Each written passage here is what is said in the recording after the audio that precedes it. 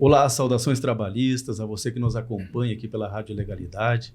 É com muita satisfação que estamos iniciando mais uma edição do podcast da Legalidade, um espaço democrático, de diálogo, de reflexão, para que possamos debater as pautas mais importantes da população brasileira.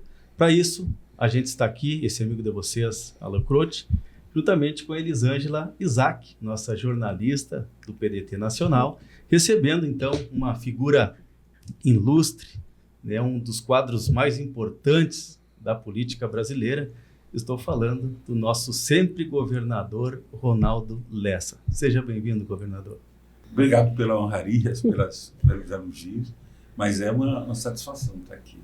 Fiquei feliz em ver como a gente está trabalhando, né, atualizando o partido, está presente, né, e estou à disposição de vocês para que a gente possa conversar e transmitir, né, aos nossos ouvintes, nós não vamos falar só para os nossos eleitores, mas sobretudo para a população que a gente quer conquistar, né, quer colocar as nossas posições. Então, estou à disposição de vocês e parabenizo o PDT, a nossa presidência, a nossa direção nacional, por essa estrutura que hoje a gente tem.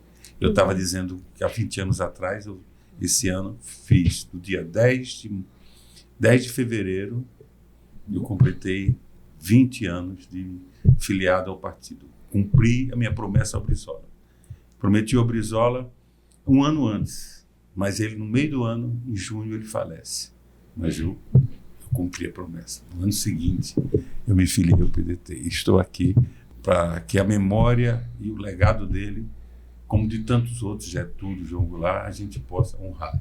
Tá certo. O senhor possui uma trajetória política de sucesso, né? Foi preso durante o regime militar, líder estudantil, lutou pela redemocratização do país, depois foi deputado estadual em 1982 pelo estado de Alagoas, foi vereador do município de Maceió, prefeito, chegou a prefeito, também governador, eleito e reeleito governador, né? E deputado federal, também atualmente vice-governador do estado de Alagoas. E eu queria iniciar então lhe perguntando, né, durante todo esse período de muita luta, de muito trabalho, de muita dedicação, o que mais marcou na sua vida política administrativa? O que me marcou, já quando estava com mandato, né? Porque a gente até tem uma trajetória para chegar lá, que foi a de lutar contra a ditadura, né? Lutar pela anistia junto com o Teotônio, pedindo apoio às famílias dos presos políticos. Essa caminhada que fez a gente se preparar, porque a gente não sabia, por exemplo, eu comecei como professor, depois fui para a engenharia civil, trabalhei 10 anos nela. Esse período eu não estava ligado efetivamente a nenhum movimento de massa, mas estava na retaguarda ajudando as pessoas dos presos políticos. Mas nesse período, mesmo assim, eu consegui ser vice-presidente do Sindicato de Engenheiros do Rio de Janeiro, que para mim foi também uma vitória e um aprendizado. Uma cidade que eu chego, tenho 10 anos nela, trabalhando. Tive a sorte de trabalhar em grandes obras como Rio de Niterói, metrô, entendeu? Enfim. E comecei a discutir no Clube de Engenharia do Rio de Janeiro, criando, naquela época, Raimundo de Oliveira era um dos líderes, Modesto da Silveira, tanta René Stuart, essas pessoas. E a gente tinha um movimento dos engenheiros de a gente resgatar o sindicato, começar a lutar efetivamente pela redemocratização do país. Aí nós criamos uma chapa, eu fui vice-presidente da chapa do Bittar. Jorge Bittar foi o presidente, depois foi presidente da Bratel, depois foi deputado federal. Eu tomei outro rumo, voltei para Alagoas e também de lá, mas voltei já para também fazer política. Foi o senador Teotônio Vilela que me convenceu que já era a hora da gente fazer. Quer dizer, repare, terceira opção. sou professor do Estado, peço demissão, venho fazer engenharia, tive a oportunidade de trabalhar em grandes obras, mas depois deixo a engenharia e resolvo entrar na política. E eu não sei dizer o que me mais marcou, porque foram tantas coisas na vida da gente, desde a prisão como estudante. E foi uma prisão daquela que você... eu não era ligado em nenhum partido, por isso que foi absolvido. Eu tinha 19 anos, completei com 20 anos na cadeia, no dia do meu aniversário estava preso, mas eles não conseguiam, porque eu não conhecia os nomes lá de Alagoas, que eram da... Nilson não, Jaime Miranda, que foi ninguém nunca encontrou o corpo dele, desapareceu. Então ele pensava que eu tinha ligação com o PCB, com essas pessoas. E eu não tinha. Eu tinha com a Ação Popular, tinha uns amigos que eram da Ação Popular, outros eram da uma sociedade de direitos humanos. E a gente, o que a gente fez foi denunciar as torturas que estava havendo em Alagoas. Isso a gente fez. Mas graças a Deus fui absolvido, porque como não fui eu que botei o papel, o soldado foi honradamente, quando fez a cariação, o soldado disse, não foi esse. E não podia ser... Agora eu estava dirigindo o carro, mas eu posso dizer hoje, e sofri um bocado por isso, viu? Porque houve perseguição. Depois o Médici foi para os Jogos Brasileiros, porque eu fui presidente da FADU. Quando jogo na universidade, eu fui eleito presidente da Federação Alagoana de Esporte Universitário. Pois chego em Fortaleza e fico preso, porque o presidente estava lá e eu era uma ameaça, um subversivo de ameaça ao presidente. Fiquei, claro, negociamos com a polícia para não ir para a cadeia, que eles queriam botar no exército. Fiquei na casa, era uma vila que ia ser entregue de casas populares que os estudantes e jogadores estavam hospedados. Eu fiquei preso só 3 dias e depois me liberaram. Mas eu quero dizer o seguinte, tudo isso, e depois que você se forma, a onda de que você é subversivo, você está entendendo? A dificuldade para arranjar emprego em Alagoas, você está entendendo? Quer dizer, você vencer esse obstáculo. Depois ainda tive a dificuldade, quando cheguei no Rio, de vencer o obstáculo de ser nordestino. Eu entreguei 4 meses de currículo meu em várias empresas, elas nunca me chamaram nem sequer para fazer entrevista.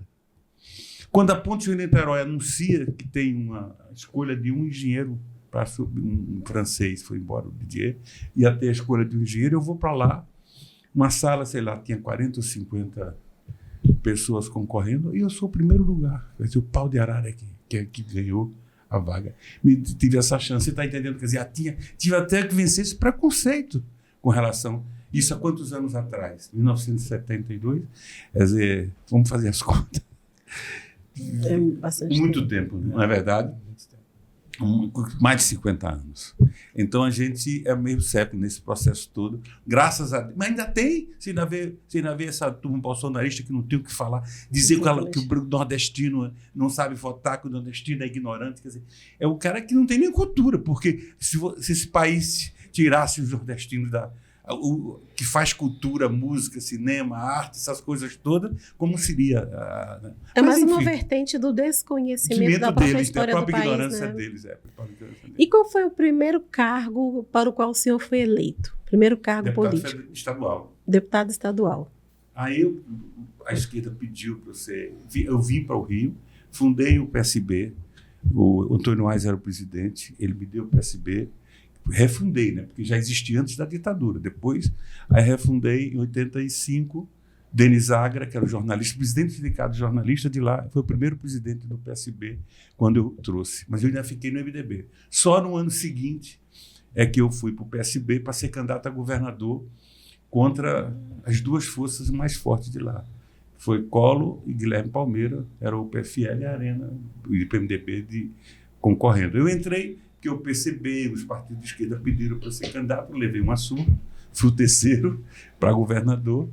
Aí, em 88, me candidatei, vim para Brasília, fiquei com o Jamil Haddad ajudando aqui, participei, conheci muita gente boa na Constituinte. Acho que me preparei mais intelectualmente para voltar. Só tinha tido um mandato, que era de deputado estadual. Me preparei, volto humildemente para ser candidato a vereador. que foi uma coisa importante na minha vida, porque virou um símbolo. Primeiro, eu fui o primeiro relator, depois da Constituinte e do plano diretor da cidade de Maceió. Eu era um engenheiro, me deram a relatoria. E foi uma coisa maravilhosa, né? Por isso que e na minha eleição para governador, isso valeu muito. Eu chegava no interior, lá era naquela época, tinha 100 prefeituras. 94 prefeitos não votavam em mim, só votavam 6. Eu ia para a Câmara dos Vereadores e dizia, olha, um vereador vai ser governador. Eu preciso de vocês. Eles nem me recebiam, os governadores, os prefeitos, entendeu? E ganhei a eleição. Então parece que o início da trajetória política do senhor é uma mescla daquilo que o senhor acreditava, pelo que lutava, com a capacidade de realização. Parece que estava tudo junto ali, né? E foi um passo importante, foi a prefeitura. Quando eu saí da vereança, aí eu me candidatei a prefeito, ganhamos a eleição, e aí mudou minha vida, porque aí para sair de legislador, de vereador e o deputado estadual, você é legislador, né? Para fazer governança. E aí de todos os cargos que eu já ocupei, o que eu gostei mais foi prefeito. Porque prefeito você está direto com o povo, na hora, na sua cara, é o lixo. Sabe? É uma coisa impressionante. Então, foi o que eu mais gostei. Isso aqui é a pergunta que você fez, o que mais me assustou. Não sei o fato, assim, que mais me assustou. Mas o que eu mais gostei de ser, de todos os que passei, até mais do que o governador sofre muito. Você tem lá 102 municípios para percorrer, para fazer, entendeu? A prefeitura é mais próxima. Você é mais ágil. E isso foi tão importante que eu saí da prefeitura. Claro que eu tive também... Eu fui presidente da AMA, que é a Associação dos Municípios de Alagoas. Depois fiz vice-presidente da Confederação Nacional do Município. Depois eu fui presidente da Frente Nacional dos Prefeitos, que a primeira foi a Arundina. Eu me elegi. E depois eu ainda fui convidado para ser consultor do BID. Eu fui para o Washington, fiquei lá no ano de 97. Aí quando eu volto em 98, eu voltei decidida a ser candidato a governador. Fiz um livro dizendo Alagoas para todos. E saí nas câmaras, distribuindo e conversando com a população, e vencemos a eleição. Estava o governo também desestruturado, o Estado estava desestruturado, tinha havido um plano de demissão voluntária, quer dizer, era um caos o Estado estava.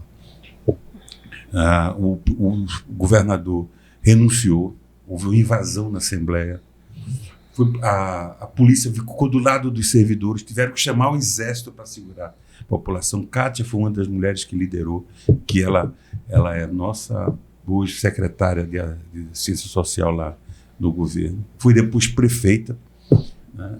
Quando eu saí, eu apoiei ela. Foi bem, ela nessa época, ela já era prefeita, ela liderou a entrada lá. E o governador renunciou não, ele se licenciou por 6 meses e depois não teve condições de voltar, renunciou, e o vice foi quem terminou o governo. O ano de 90 foi terrível. O senhor falou aí que, como governador, foi o período, vamos dizer assim, que o senhor mais teve que lidar com pressões de todos os lados, né? Cobranças.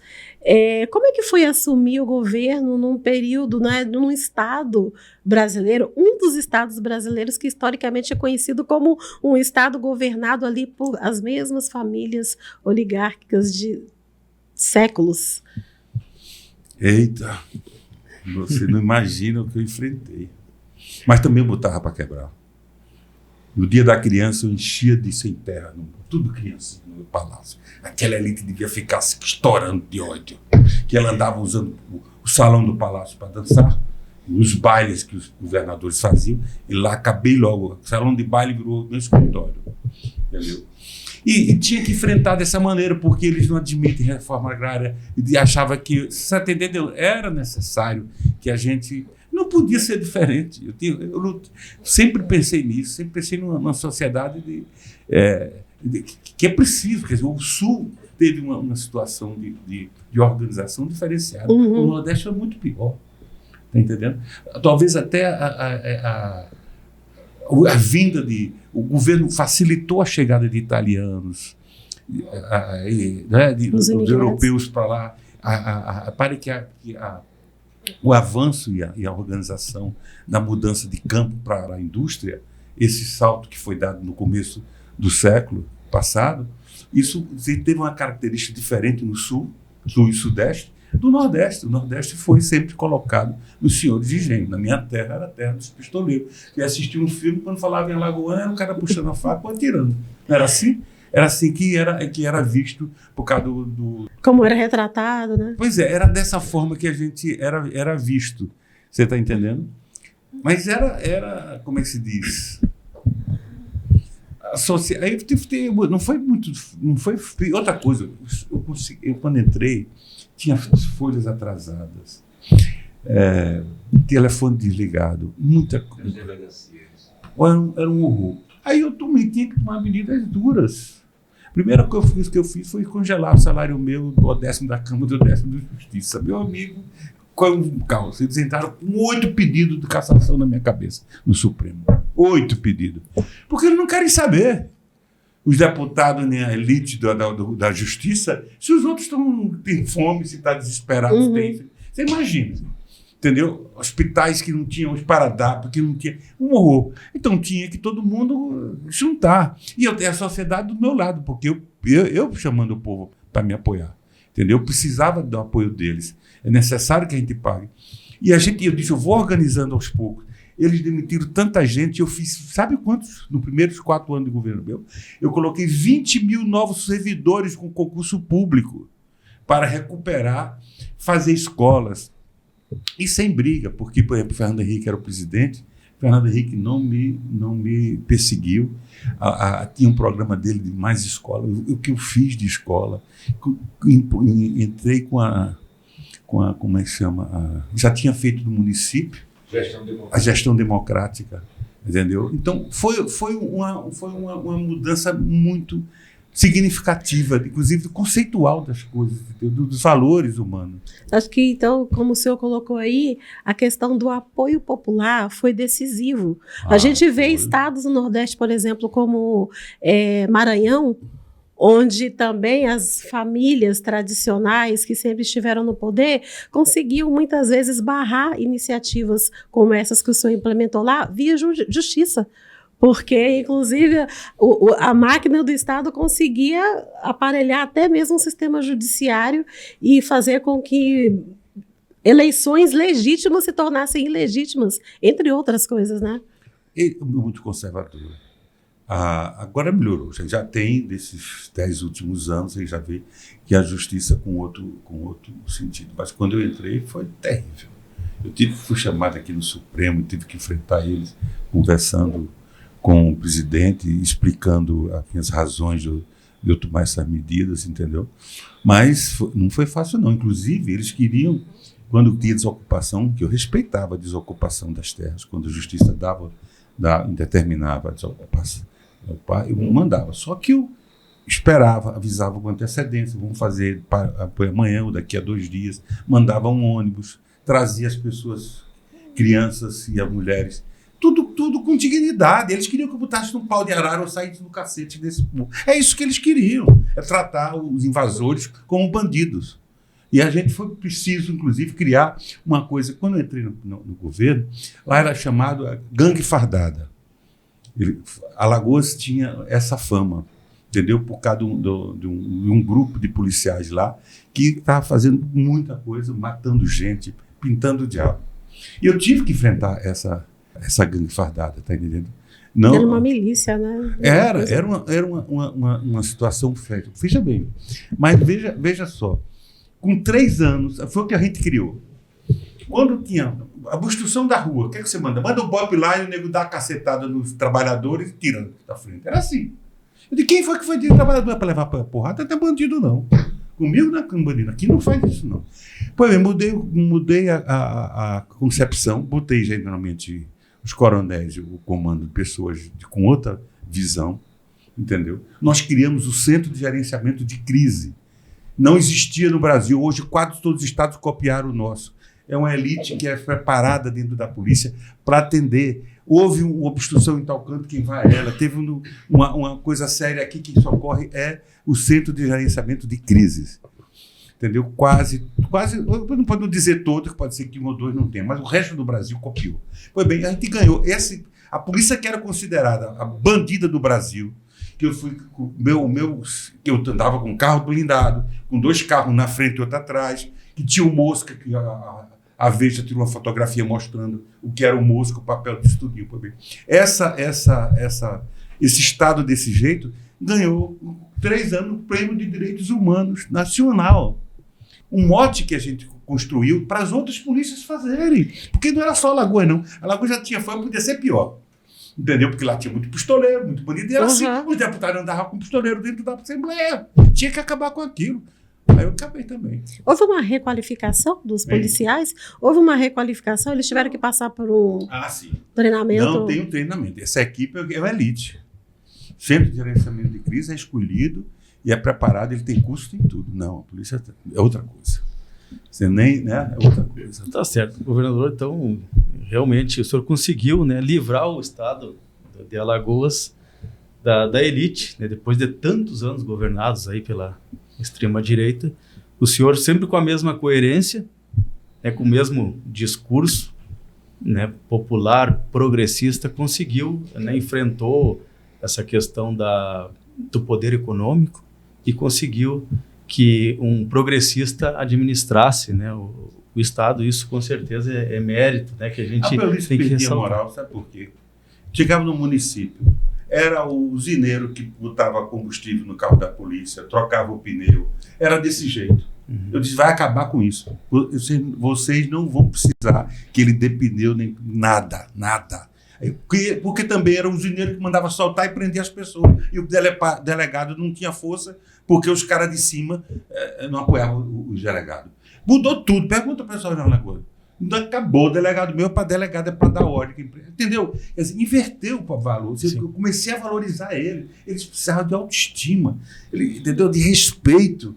E preparando cursos internos, mostrando a ele a responsabilidade dele na sociedade, mudou completamente. Isso atingiu outros setores? Porque como é que foi o cenário para a reeleição? O senhor encontrou uma situação, como o senhor descreveu aí, onde o Estado estava quebrado, com demissões em massa, e aí, de repente, o senhor tem que promover uma série de mudanças estruturais, mas que também brigava com o poder que já estava ali na hegemonia há muitos anos. Quem vai me enfrentar, na reeleição? Fernando Collor de Mello. Foi ele que veio me enfrentar na minha reeleição. Mas ele já tinha enganado por uma vez, né? Pelo menos ali, naquela eleição ele não ganhou. Eu também não era só isso, porque havia também ainda né? O nome dele é um nome forte, né? Tanto que quando ele entrou, balançou as estruturas. A Assembleia, por exemplo, a maioria passou para ele. Porque a Assembleia também não gostava muito de mim. Mas o impeachment dele, ele favoreceu na sua campanha, né? Porque o senhor era sempre contra. Mas o impeachment foi de prefeito. Ele caiu, pois é, a candidatura de prefeito minha, ninguém imaginava que eu ganhava. Eu era vereador, eram uns 21, os 20 colegas meus não votavam em mim. Porque eu era o senador da República, Teotônio Vilela Filho, candidato a prefeito, e o presidente da Assembleia, José Bernardes, apoiado pelo Fernando Collor, presidente da República. Como é que um vereador que não tem um pau para dar num gato, como diz o outro, e com uma sindicalista que era Luiz Helena, era minha vice, com um trabalho enorme que ela não queria ser, para eu convencê-la de ser. E a gente saiu e ganhou a eleição. E eles começaram logo a humilhar, dizer, isso aí, vocês são... O Ronaldo é um candidato garçom. Mas garçom por quê? Não chega a 10% a gorjeta dele. Quer dizer, começou a ofender o garçom, que depois foi motorista, que se sentiu ofendido, foi empregada doméstica, foi isso, foi aquilo. Resultado, eu que realmente não era o terceiro lá embaixo na pesquisa, meu amigo, aí Collor cai um mês antes da eleição, aí já é uma porrada, né? Então, eu não fui o primeiro do primeiro turno. Quem foi o primeiro... Não, eu fui o primeiro do primeiro turno, não foi? Fui sim, o segundo, eu fui o primeiro do primeiro turno, já passou. Tudo apertadinho. 33, por exemplo, 34, sei lá. Aí depois veio o Zé Bernardes, segundo, e do terceiro, o Teotônio Vilela, o senador. Foi em terceiro lugar, mais ou menos uns 30% por aí. Entendeu? Então, e a gente ganhou a eleição no segundo turno com folga, porque o Teotônio veio apoiar a gente. Aí ficou mais folgada ainda a vitória. Mas era uma eleição inevitável. Se eu ter ideia, o PSB pedia por tudo para que eu não fosse candidato a prefeito, porque quando eu estava no penúltimo ano de vereador, meu irmão foi assassinado. Meu irmão era o diretor de polícia da capital, foi assassinado. Então eles achavam, aqui eles pegaram pela Polícia Federal contatos de que eles iam me pegar. Então isso chegou, o Itamar Franco, graças a Deus, era o presidente, deu um apoio de sustentação, e eu tive segurança, entendeu? Mas aí eu percebi que queria que eu saísse, porque se você se perder essa eleição, esses caras, é mais fácil de matar sem mandato. E você peça para vereador, você não perde de jeito nenhum. Mas eu disse, não, eu só quero se for prefeito. Fui, terminei sendo o prefeito. Entendeu? Mas foi muito... Você vê quantos problemas eu passei para chegar lá. Mas de tudo tem um caminho, tem uma história, tem uma razão, né? Tem um sentido que vale a pena.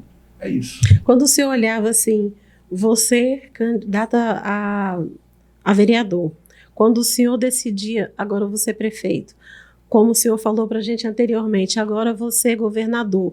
Sempre que o senhor olhava para um cargo, o senhor já tinha muito claro na sua mente o que o senhor iria fazer ali, ocupando aquela... Porque ninguém é bom sozinho. A equipe nossa é muito boa. É como esse caboclo que tá aí. É um dos grandes caras lá. Entendeu? Por exemplo, quando de vereador para prefeito, eu passei no plano de relator, passei o relator do plano diretor de Maceió, eu já tinha arquitetos, engenheiros, ambientalistas, entendeu? Gente da área social, eu já tinha uma equipe. Até ligado. Primeiro porque era ligado aos sindicatos, né? Movimentos sociais. Eu vim dessa turma, né? CUT, etc. Kátia veio vereadora. Então, a gente já tinha um grupo, Genilda. Então, Maria José Viana, que depois foi a secretária de educação minha, foi ela que fez a gestão democrática. Primeiro em Maceió, depois o povo dizia, eu duvido você fazer no Estado, e fiz. Entendeu? Então, eu fui com a equipe. A gente, por exemplo, nunca entramos numa eleição sem a gente já ter pelo menos um retrato daquilo e mais ou menos o que ia fazer. Claro que a gente vai aprendendo, porque, olha, por exemplo, como prefeito, eu dividi Maceió em regiões administrativas que não é hoje. Hoje eu tinha botado subprefeituras. Quer dizer, a visão minha é diferente da visão deles. A visão deles hoje é centralista, tá entendendo? E não vê a opinião pública. A minha é diferente. A minha eu fiz um orçamento participativo durante um período, ouvindo o povo, ele decidindo o que queria fazer. Quer dizer, tudo isso valeu a pena para o povo ter confiança na gente e me galgar para governador. Governador, vamos falar um pouco das eleições de 2026. A gente... Está muito passado. Está no ano eleitoral, né? E o seu nome é muito cogitado e bem lembrado, né? Em todos os espaços políticos. E hoje, né, o senhor teve um encontro importante com o presidente nacional do PDT, nosso presidente Carlos Lupe. E eu gostaria que o senhor compartilhasse conosco como que foi essa reunião, se existe a possibilidade do senhor concorrer nas próximas eleições, qual o cargo? Pois é, eu tinha conversado com o Lupe já há algum tempo sobre questão de federação ou não federação, como está Alagoas, como está o Nordeste, que eu também sou vice-presidente regional. Do Nordeste sou eu vice-presidente. Quer dizer, eu fico me interessando também por Sergipe, Bahia, Pernambuco, Ceará, até Maranhão, a gente fica trocando ideias. Hoje já tive com o senador Everton de manhã, entendeu? A gente então veio. Claro, então, eu tinha uma ideia da qual eu queria apresentar ao Lupe de que qual era a candidatura que, se o governador... Primeira coisa, eu tenho dito que só vou decidir isso no dia 4 de abril. No dia 4 de abril, se o governador se afastar, eu assumo o governo 9 meses. Né? Se ele não se afasta, eu vou ser candidato. Eu acho que eu estou livre para ser candidato. E aí eu vim aqui com a ideia de apresentar para o Lupe, mas foi ele que me apresentou. Eu disse a ele que ele acha que eu deveria concorrer ao Senado.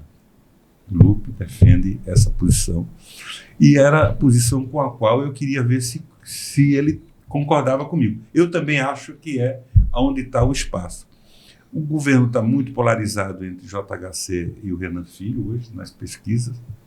Há um espaço no Senado, embora muito concorrido, porque pode ser que o JHC não vá para o governo, venha para cá, mas tem Alfredo, tem Arthur Lira, tem Renan Calheiros, entendeu? São nomes muito, vamos dizer assim, importantes na política de lá. Então, também não é fácil. Mas são 2 vagas e eu acho que... E outra coisa, a melhor rejeição de todos é a minha. Quer dizer, eu entro em todas as áreas, está entendendo? Então, eu acho que é uma oportunidade boa. Também nunca fui senador, é uma oportunidade de eu ajudar também o país. Quem fica muito no Estado, é claro que tem muito o que fazer lá. O Paulo hoje deixa eu trabalhar com quilombola, com índio, com cigano, com deficiente físico, com os idosos, quer dizer, a minha área é mais social, com as cooperativas e tal. Mas aí você fica muito restrito àquilo, mas para mim é a razão da minha vida, é isso. Né? Se eu abdiquei do magistério, abdiquei da engenharia para fazer isso, então está fazendo aquilo com a qual eu resolvi me dedicar. E aqui tem outra coisa importante agora, eu acho, que é esse balanço no mundo, esse avanço da direita, essa coisa que está ocorrendo. Eu acho que eu posso, com minha posição de esquerda, ajudar o Congresso. A gente precisa de um Senado, entendeu? Que eles são 2/3, é perigoso essa eleição. Eles vão jogar muito dinheiro, e a extrema-direita tem muito dinheiro, está entendendo? Para poder fazer... E o Senado é a Câmara Alta, é a Câmara que discute, revisora, discute assuntos que não chegam, não precisam nem na Câmara. Quer dizer, eu acho que eu posso dar uma contribuição maior ao país, entendeu? Além de ser uma coisa que é nova para mim, porque eu nunca fui, não tenho experiência de ser senador, não tenho. Mas acho que também a vida me deu a oportunidade de eu aprender alguma coisa. Né? Eu acho que eu já também estou preparado para aprender no Senado e lutar pelo país. Eu acho que eu posso ajudar. Isso soma as possibilidades de ir lá com a oportunidade que eu posso ter nesse momento que a gente está vivendo, onde esses malucos, Trump fica fazendo essa loucura de Venezuela, invadir Irã, fazer essas coisas todas. E você sabe que toca a gente. Lula foi muito importante quando não se ajoelhou a ele com os tarifaços, etc. E tal. Mas aí o Lula precisa do Congresso que dê suporte a ele. A dificuldade dele está sendo que hoje o Congresso, né, segura muitas das ações que ele precisa fazer. Governador, o senhor, governador eleito, depois reeleito, hoje vice-governador, cenários diferentes do país, mas como o senhor acabou de colocar aqui, numa situação consideravelmente privilegiada por poder trabalhar diretamente com a população, que ajuda de fato a construir esse país a partir do trabalho. O que o senhor tem observado trabalhando com esses públicos, como o senhor falou, quilombola, o senhor ligado à área social, da educação, e olhando para o Senado, o senhor acredita que aquilo que o senhor tem visto junto a essas comunidades vai colaborar com uma campanha? O senhor vem com um discurso que possa furar essa bolha, essa polarização? Lá vai porque eles sabem a minha identidade com eles, entendeu? E a dívida que o país tem com os nossos negros, não é não? Eu quero dizer a você o seguinte, que no meu governo eu criei 2 universidades estaduais que não tinham.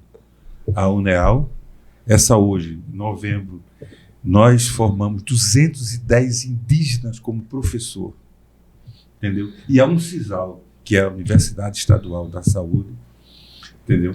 A gente conseguiu colocá-la entre as 20 melhores do Brasil. Quer dizer, foi um avanço grande que a gente deu nesse sentido, você está entendendo? Então, esses segmentos, eles, com certeza, esse segmento, não tenho dúvida que eles estarão dentro da campanha. Não é nem só isso. Sindicatos, por exemplo. Já tem uns 3 ou 4 sindicatos que o presidente declara, que às vezes não é nem... Né? Eles não costumam muito fazer isso, né? Mas declararam que para Senado o primeiro voto é dele, que ele defende, não falam nem segundo. Mas é por função da minha vida, da minha história, entendeu? Não podia ser diferente. Como está sendo para o senhor mais essa etapa dessa vida, passando por tantos cargos, tantas posições importantes e até estratégicas politicamente falando, sendo governador e hoje ser vice-governador? O senhor sente que a sua atuação ali continua sendo o Ronaldo Lessa e tudo aquilo que o senhor gosta de colocar em prática? Não posso, né, tudo, né, porque o vice é o vice, né, e a gente desce. Por exemplo, pessoal, quando eu fui deputado, fui depois candidato a governador, fui candidato a vereador, o pessoal dizia, você é vereador, assim, você tem o que é o voto? É a procuração para a pessoa responder por você. Então, não é verdade? Então você tem a procuração, isso é honrado. Qualquer missão pública dada é honrada. Quer dizer, dentro do PDT não queriam que eu fosse o vice eu fui o vice do JHC, prefeito. Entendeu? E o pessoal, muita gente era contra. Acho que ajudei. Depois o Paulo me chama para ser o vice dele. Estou ajudando. Agora, a última palavra é do Paulo. Graças a Deus, ele está cumprindo o que ele me disse. Ronaldo, eu vou lhe dar essa área para você avançar. Mas é claro, por exemplo, minha luta é dar estradas, água, apoio aos quilombolas, que estão em situações mais difíceis. É lógico que a velocidade dessas obras vai depender do caixa e da autorização dele. A demanda eu levo para ele. Entendeu? Eu estou lá, né, lutando junto com eles para poder trazer esses benefícios para eles, entendeu? Uhum. E a outra, o NEAL está formando, isso eu falei, o NEAL, além de ter formado os nossos 210 indígenas, nós temos hoje turmas na UNEAL, Universidade Estadual de Alagoas, que ela começou eu só fiz ela só para fazer professor, depois já está fazendo tudo. Já tem advogado, tudo não, advogado, contador, ela não faz médico, não faz, entendeu? Biologia, não faz medicina, nada, tem medicina é outra. Pois bem, mas ela tem turma só para quilombola, tu acredita? Que coisa boa. 20 anos depois, você não imagina a minha felicidade. Pai, não. Realmente. Quando é que você podia imaginar isso? Não é? Uma Câmara de Estudos. Exato. Isso eu queria perguntar. Queria que o senhor falasse um pouquinho para a gente sobre a Câmara de Estudos Políticos. É o seguinte, porque vice, é como eu disse a você, o vice, a governador, por exemplo, o JHC, como prefeito, não me dava muito espaço. E eu me sentia desconfortável, porque eu queria trabalhar e não podia, né? Ele é uma pessoa elegante, simpática. Saí de lá para ser candidato a vice-governador, abraçando ele, tudo na mil maravilha. Agora, deixa eu ir em frente, né? Diferente do Paulo. O Paulo cobra, quer que eu vá, manda eu substituir ele. Ele tem um consórcio de governadores do Nordeste, muitas vezes ele vem, eu reunião com Lula, o negócio da reforma, essas discussões nacionais. Tudo bem, às vezes eu que venho no lugar dele, quer dizer, ele bota você para trabalhar, tá entendendo? Até viagem para o exterior já mandou eu, e eu nesse dia não pude porque eu estava com um problema de cefaleia, não fui. Mas então é outro nível você trabalhar com uma pessoa desse jeito. É exatamente desse comportamento nosso, a gente tentou fazer mais coisas, criar mais coisas. Na minha cabeça, hoje a juventude, não sei se eu estou certo, não estou errado, mas eu acho que está havendo um egoísmo. Essa nova geração, ela tá querendo ser feliz. E é um direito. Nós nascemos para ser felizes. Ela tem todo esse direito. Ela só precisa olhar quem está do lado dela. Você está entendendo? Quer dizer, aquela coisa do abraçar, do acolher. Você está entendendo? Essa preocupação, né? Fraternal. Que eles falam tanto em Deus. Como é que esse pessoal não podia nem abrir a boca para falar em Jesus Cristo? Porque na prática não faz nada que Jesus Cristo falou, né? Entendeu? Quer dizer, então, eu fico... Aí, por que criei essa Câmara de Estudos Políticos? Porque eu digo o seguinte, a gente precisa dar conteúdo. A gente fazer debate com a universidade, com os estudantes, entendeu? Aí eu trago Jandira Fegali, já levei Ciro, agora vamos levar o nome desse cara que está estourando. Jones Manuel. Jones Manuel. Ele é um sucesso lá no Nordeste. A gente anunciou que ele ia, já tem não sei quantas mil. 140 mil visualizações. Não sei qual é o auditório que vou botar ele. Talvez do Centro de Convenções, que é o maior. Quer dizer, então a gente faz isso eu acho que é importante que a gente futuque a juventude, para ela sentir que ela é responsável, ela pode fazer mais do que ela ser feliz. E ajudar o outro a ser feliz, às vezes traz felicidade para a gente, não é verdade? Uhum. Bom, então, por isso que a gente fez. E também, até as casas nossas legislativas são pobres. Pois bem, então as nossas casas são pouco pobres em produção de conteúdo, tá entendendo? Eles ficam sendo o apoio do prefeito, ou a Câmara, ou a Assembleia sem apoio do governador, sem produção.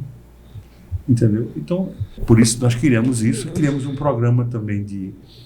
Agora é a minha vez, que é para trabalhar com gente do Cade Único, para tirar do Cade Único, preparar eles profissionalmente para sair, porque a crítica que essa direita faz é que o pessoal só quer viver do Cade Único, não quer trabalhar, não quer nada, que é uma mentira. Exato.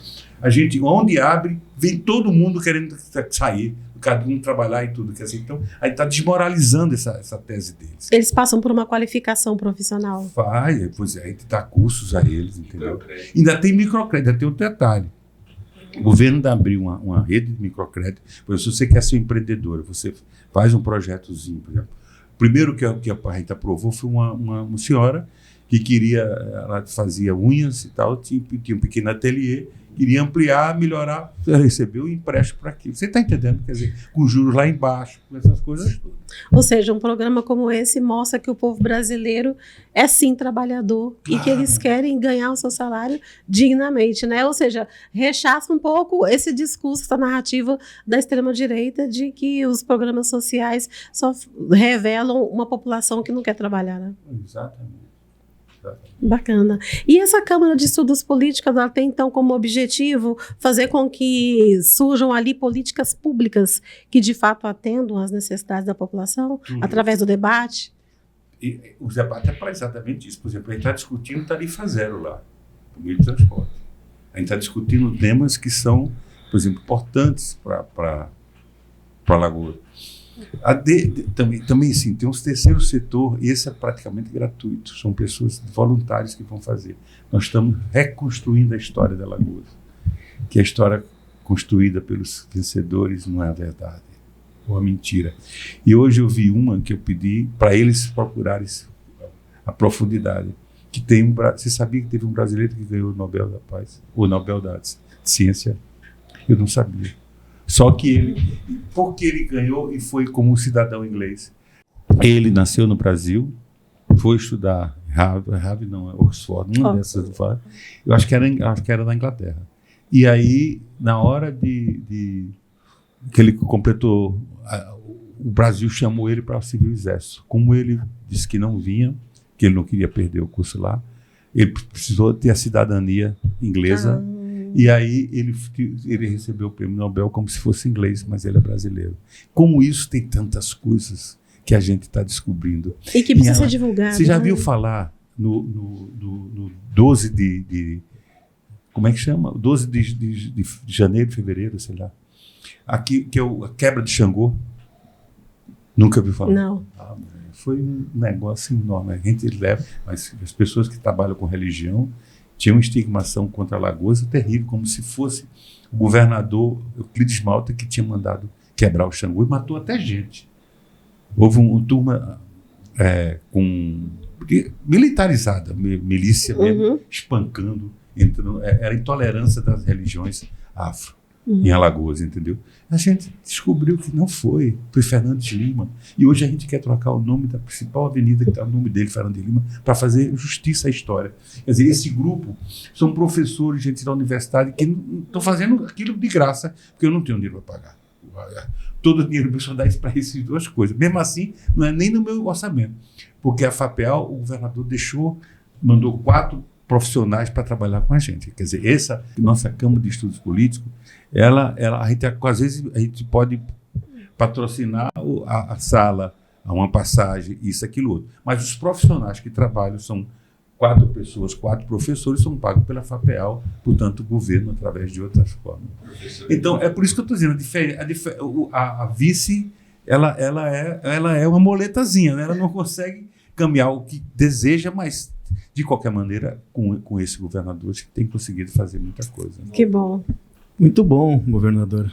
A experiência que o senhor nos traz, né, de vida, de política, com certeza contribui muito com o debate na consciência dos cidadãos, cada vez mais conscientes dos seus deveres e também das suas obrigações. Eu acho que essa é a função da Rádio Legalidade, né, Elisângela? De Sim. trazer esse debate. Pois é. Conhecer um pouco mais também da trajetória política do governador ajuda a gente a entender tanto o passado, aquilo que foi feito, mas olhando para o presente e ver que ainda há muita coisa a ser feita, né? Pode ser. E as pessoas que estão ouvindo a gente, às vezes uma palavra que eu esteja falando, vocês estão colocando, ela toca de uma forma que pode fazer aquela pessoa até mudar, ou ela começar a pensar em dizer, meu, será que eu realmente podia fazer isso, que eu não estou conseguindo? Será que não? Você está entendendo? Quer dizer, a ideia é essa de dar conteúdo, é de futucar a juventude, é de dizer, venha, vamos agir, vamos ser um sujeito e não objeto no processo. Era o que a gente estava conversando antes, né, governador? Eu disse que hoje a gente, com essa missão de furar as bolhas, de levar uma informação de qualidade, verídica, ela perpassa também 2 quadros dentro do PDT. E num deles eu insiro a pessoa do senhor, que são aquelas pessoas que têm uma trajetória, né? Já tem alguns bons anos, mas quando a gente conversa, a gente vê que a luta ainda está ali. O desejo de transformação ainda está ali. E aqueles que estão chegando agora, mas que estão chegando preparados, estão chegando também com conteúdo, apresentando propostas que de fato dialogam com a necessidade da população. Exatamente. A gente precisa desses quadros porque é a trajetória, é a experiência, mas ainda com a luta, com a guerrida, com o coração acreditando na necessidade da mudança e ajudando esses que estão chegando agora a também persistirem, né? Olha, o primeiro suplente de vereador nosso, nós fizemos um vereador na capital, Aldo Loureiro. E o primeiro suplente é Alex NSC. Você sabe o que quer dizer isso, né? É cantor de rap, não é isso que eles são? Ele vive nas periferias, nas favelas.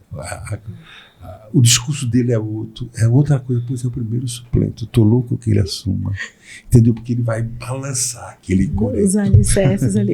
Mais do que o senhor já balançou, porque pelo que o senhor falou aqui, eu fico tentando imaginar Ronaldo Lessa um pouco mais jovem, chegando ali, prefeito, vereador, deputado, naquele cenário de Alagoas. De frente, né, com as lideranças. Tem que ter muita coragem, né? Deus dá. Mas para encerrar, então, a nossa entrevista de hoje, eu queria registrar a presença e também agradecer a quem articulou toda essa entrevista, né, que é o nosso secretário, também colega jornalista, Alexandre Câmara. É candidato a deputado estadual. Olha aí. Eu quero saber do senhor. Posso anunciar? Pode e vai ser o líder da frente LGBT do Estado. Olha aí, sucesso. Já então. conheceu o PDT Diversidade? Pois é. Tem PDT Diversidade lá? Estamos à frente do movimento lá. Ah, bacana. Ele é uma figura maravilhosa. E também é o vice-presidente da Fundação Leonel Brizola, Alberto Pasqualini, lá de Vai Alagoas. depender aí, né? Porque o nosso Jurandir Boia sugeriu, mas aí a gente vai ter um evento, foi até discutido ontem aqui, com o Racier, vamos ter formação política lá. O vice-governador ele criou e recriou movimentos que já haviam, mas que estavam parados há um tempo, 12 movimentos. Então, vice-governador, ele vai para lá, o Racier, que é daqui da fundação, ele quer fazer um encontro com representantes desses movimentos para que a gente possa retirar 12 propostas de cada movimento desses que a gente criou e vir para a nacional. Então, essas 12 propostas de cada movimento faz se alinhar com as outras de todos os outros estados para a gente criar um documento. Né? Que bom. Pronto. E à tarde ele vai fazer um curso de formação política. Então, é um dia que ele precisa de dois momentos. Manhã fazendo isso e à tarde de formação. Poeta. Qualquer dia desse, mandar. De vez em quando mandar uma produção dele, não sei o que você está aguardando para publicar, como é aquilo. Mas ele, de vez em quando ele entra na rede social, faz o poema dele. E vai ser um privilégio também receber ele aqui, né? Para a gente debater esses temas tão importantes da nossa sociedade. Posso fazer uma última pergunta? Claro. Acho que essa é a última, mas me deu vontade desde o princípio, quando a gente começou a conversar com o senhor. Sim. Em tese, é uma pergunta que não deveria ser feita para uma pessoa que está aqui agora discutindo o futuro do país e o cargo ao qual ele vai se candidatar. Mas, governador, olhando para a trajetória política do senhor e tudo que o senhor já realizou, o senhor olha com carinho e fala, eu tenho um legado para o estado de Alagoas? Pensando que ainda teremos muito de Ronaldo Lessa no futuro, né? No PDT, em Alagoas, mas o que o senhor já fez até aqui? O senhor tem se orgulha de ou mais pontos? Não, me orgulho. Me orgulho porque valeu a pena eu ter abdicado dos meus sonhos, né? Assim, dos meus sonhos porque eu comecei a dar aula num bairro que eu morava. Meu pai tirava o carro, eu botava banco e preparava alunos para exame de admissão. Já comecei disso. Depois fui professor do Estado, fiz uma licenciatura de curta duração para poder ser, porque não tinha... Eu estudava engenharia. Para ser professor de matemática que faltava alunos, a gente fazia matemática e desenho, fazia uma curta duração e ia. Então eu fiz isso. E adorei ser professor. Cheguei a ser diretor, coordenador de tarde do CEPA, que era o maior centro educacional de Alagoas, né? E isso tive até um episódio que eu vou contar, se vocês permitirem. Na época que eu estava sendo professor, foi quando eu fui preso. Eu adorei ensinar. Tem uma coisa dentro de mim que era maravilhosa ensinando. Pois bem, eles queriam fazer um movimento, eu pedi para não fazerem, porque era pior, porque já uma acusação que eu estava querendo negar. E essa liderança daquela época ia ser uma coisa horrível. Pois bem, eles relaxaram a prisão, sei lá, o tempo que eu passei, mas não passei muito tempo, não. Né? Mas aí eu volto a dar aula, aí chega a diretora geral, que era a diretora dos 3 turnos, dizendo, olha, o 4º Exército mandou você sair da coordenação, pedir a sua demissão. Você mesmo pedir para sair, porque aí fica bem, não foi mal, eu digo, não vou pedir. Mas, meu filho, pelo amor de Deus, você já foi preso. Para com essa loucura. Eu digo, não é loucura, é questão de honra. Eu não peço demissão. Eles têm toda a força, eles não botaram na cadeia. Eles não estão ainda respondendo processo, porque o julgamento foi do 4º Exército, em Pernambuco, demorou. Não foi meses, não foi, demorou anos, não, mas demorou meses. Então eles podem mandar, em vez de eu renunciar, a senhora chega aqui com a carta do Exército mandando me botar para fora. Aí ela foi, eles mandaram botar para fora. Eu deixei de ser o diretor deles à tarde, que era exatamente as turmas concluintes. De manhã o ginásio, à tarde o 2º grau, e à noite eram as pessoas com mais idade e tal. Resultado, qual foi a resposta que eles deram? Eles, em vez de escolher por turma um paraninfo, eles escolheram um. Entendeu? Foi o troco que eles deram.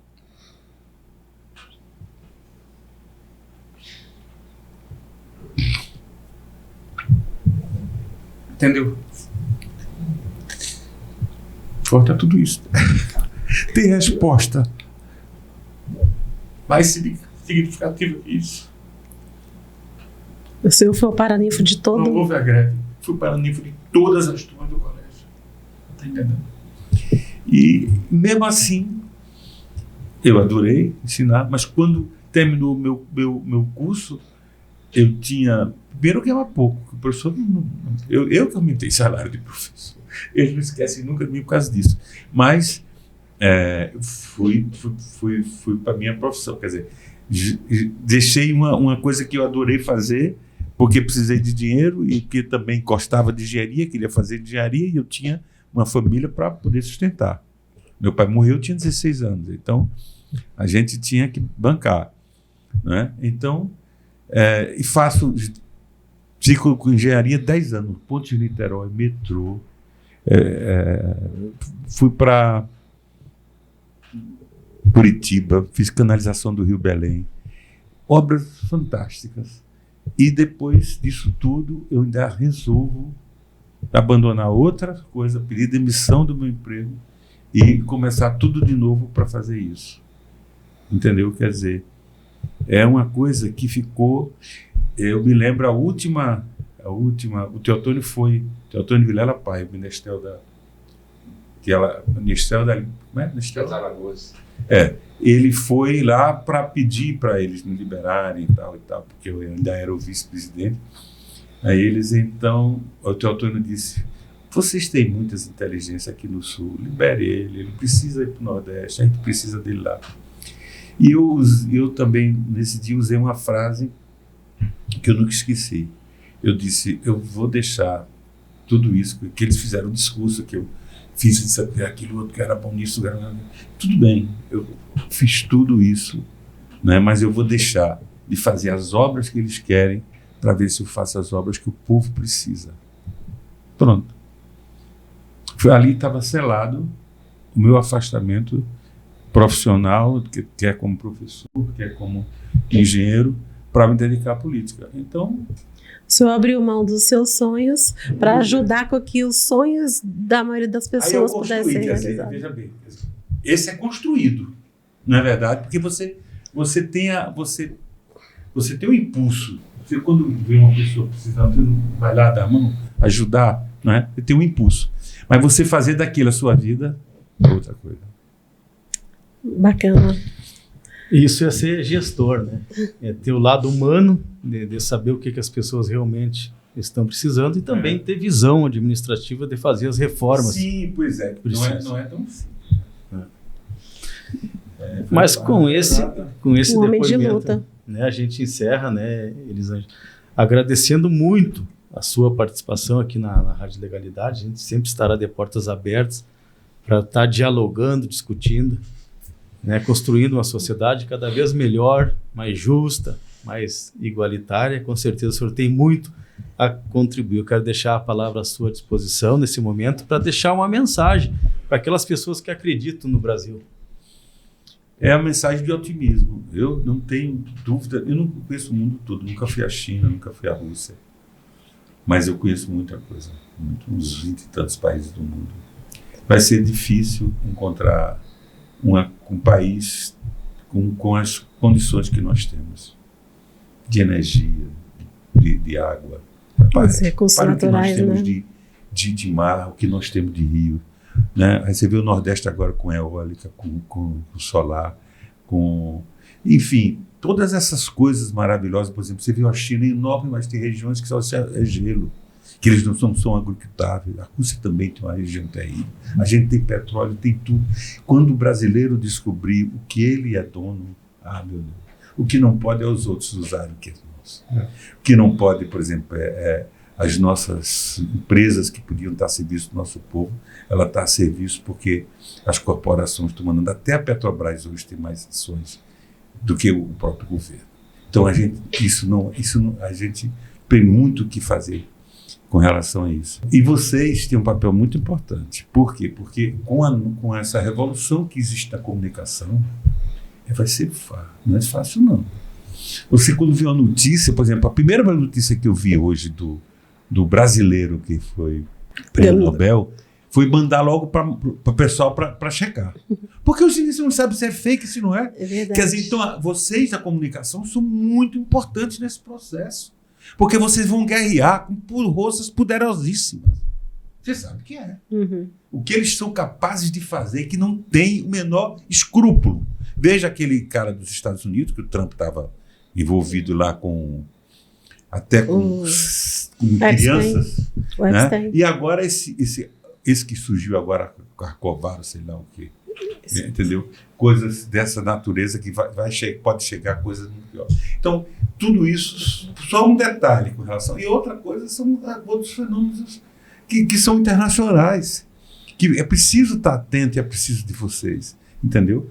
Para a gente ter a clareza da força do país e fazer com que essas pessoas jovens, inclusive, não vá para se iludir.